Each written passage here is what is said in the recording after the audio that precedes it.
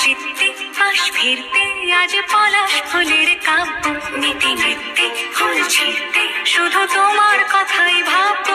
আজ হাওয়া বেপরোয়া দিল সন্ধে পাখির ঝাঁক